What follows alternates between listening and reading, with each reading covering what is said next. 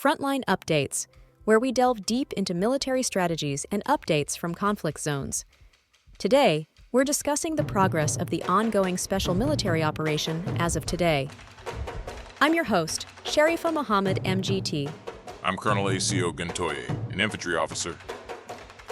Russian armed forces continued coordinated multi-axis operations on February 8, 2026, achieving additional localized territorial control, degrading Ukrainian maneuver formations, and systematically targeting logistics, fires, and sustainment infrastructure.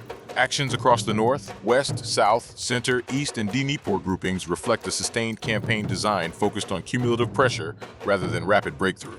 The operational pattern combines incremental ground advances with persistent logistics denial and air defense dominance to compress Ukrainian operational depth and constrain decision space.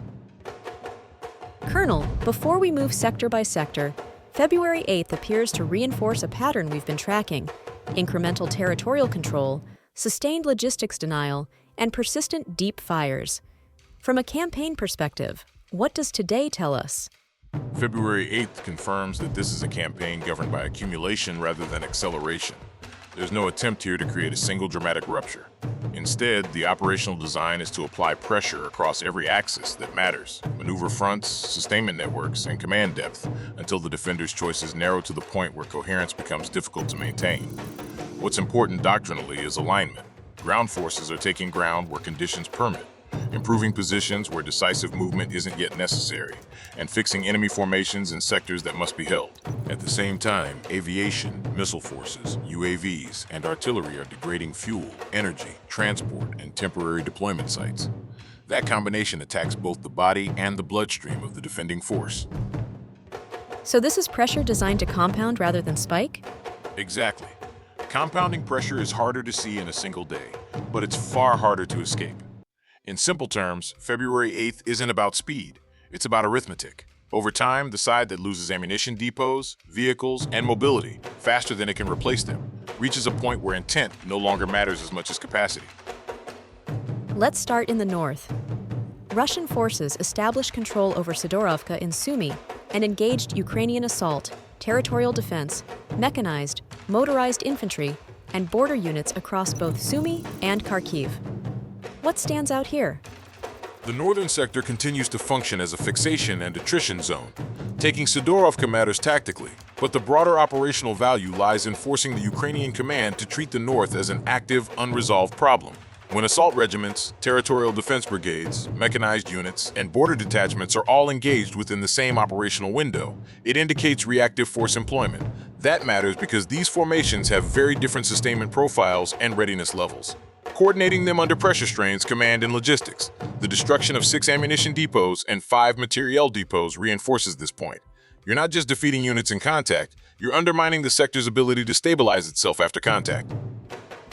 Turning west, Russian forces established control over Glishkovka and defeated multiple mechanized brigades, destroying ammunition depots. How should listeners understand Western operations today? The Western sector exemplifies positional warfare done deliberately. Controlling Glishkovka improves observation and reduces exposure along supply routes. These are quiet gains, but they change the geometry of the fight. The repeated destruction of ammunition depots is the decisive element. Artillery and mechanized formations depend on steady resupply. By attacking that foundation, Russian forces are reducing Ukrainian fire's output without needing to overextend maneuver units. Over time, that forces the defender to choose between conserving ammunition and contesting ground. Neither option is favorable. Colonel, let's move south.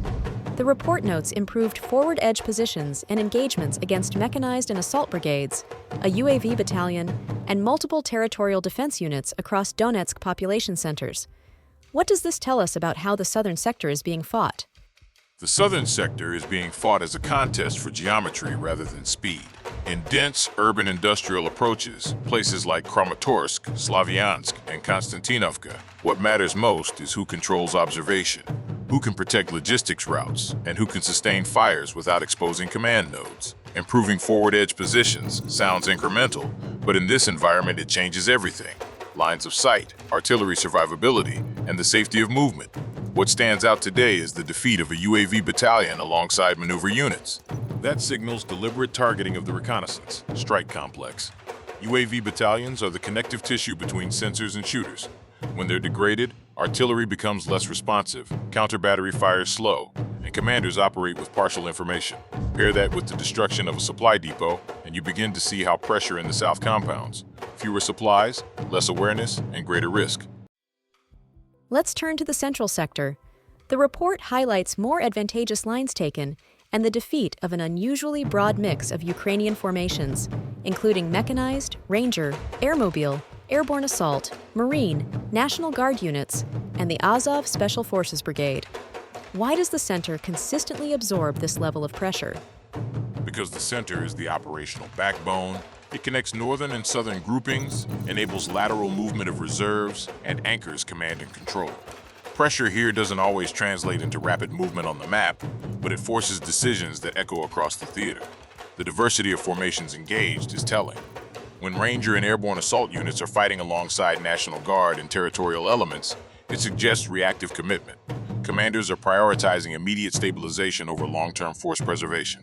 That approach can hold ground, but it degrades cohesion and increases friction. Communications break down, sustainment becomes uneven, and units fight under unfamiliar command relationships. The loss of a US-made Max Pro vehicle and artillery pieces is operationally relevant not because of symbolism, but because mixed fleets complicate maintenance and resupply. When you look at the southern and central sectors together, what integrated pattern should analysts focus on? They should focus on cumulative fatigue. The South demands high-quality units to hold complex terrain and protect urban approaches. The center demands constant reinforcement to preserve connectivity and command integrity. Together, they tax elite formations and command bandwidth simultaneously. This is deliberate operational design. You don't seek decisive battle everywhere. You apply pressure where the defender must respond. Then you keep pressing until choices disappear.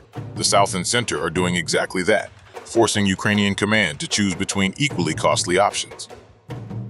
Colonel, let's move to the eastern sector. The report notes continued advances into the depth of Ukrainian defenses and the defeat of mechanized, assault, and airborne assault brigades, along with multiple assault regiments across Zaporizhia and contact areas of Dnipropetrovsk. What does this tell us about how the East is being used in the campaign? The eastern sector is being used as an exploitation axis, and that distinction is critical. Exploitation means operations are no longer confined to the forward defensive belt. Forces are operating in areas the defender intended to use for regrouping, lateral movement, and reserve commitment. Once fighting moves into that depth, the defender's ability to restore coherence declines sharply.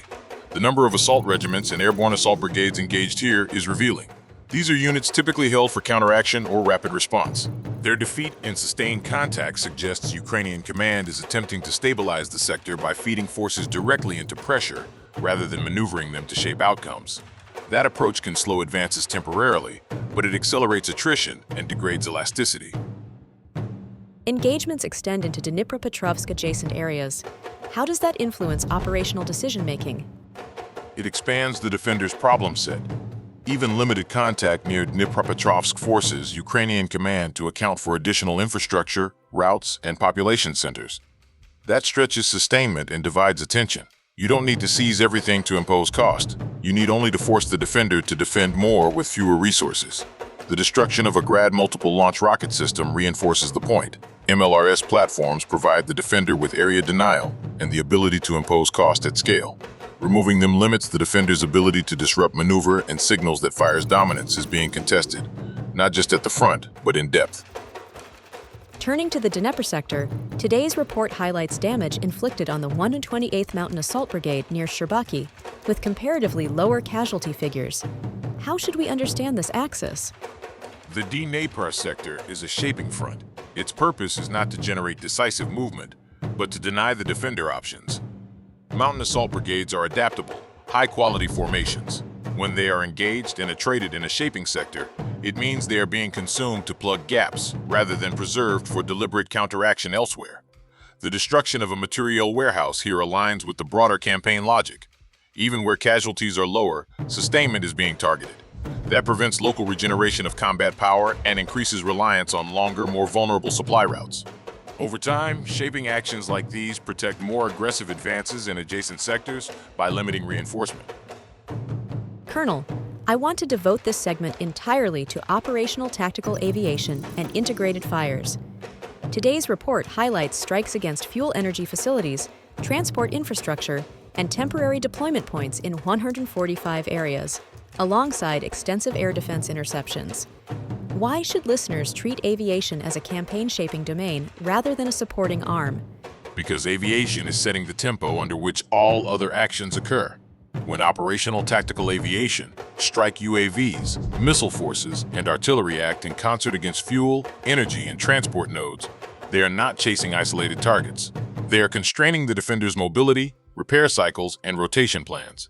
That pressure doesn't always translate into immediate territorial change, but it steadily lowers the ceiling of what the defender can attempt tomorrow. Equally important is the protective function. Air defense intercepting HIMARS rockets, Neptune missiles, and aircraft-type UAVs preserves continuity in the rear.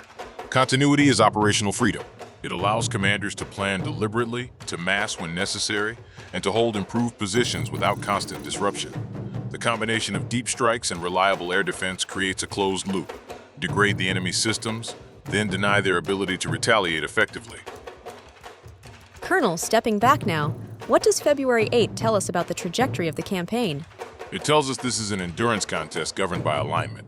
Across every axis, we see the same logic.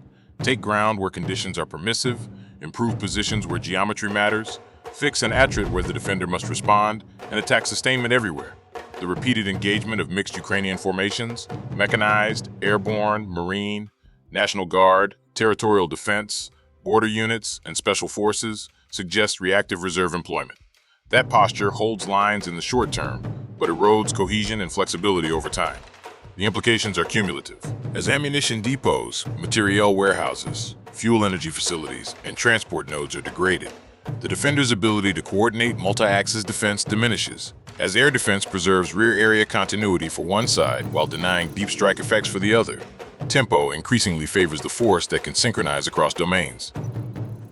Colonel, thank you for providing such a detailed briefing on the current military situation. Your insights are invaluable to our understanding of the conflict's dynamics. And thank you to our listeners for tuning in.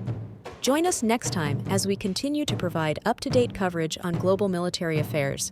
Stay with us for more updates and expert analyses on global defense and security issues. Stay informed, stay secure. Thank you for the opportunity. Watch for systemic strain rather than dramatic collapse.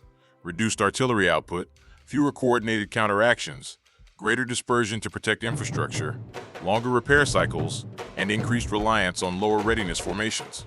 Those signals indicate endurance, not intent, has become the limiting factor.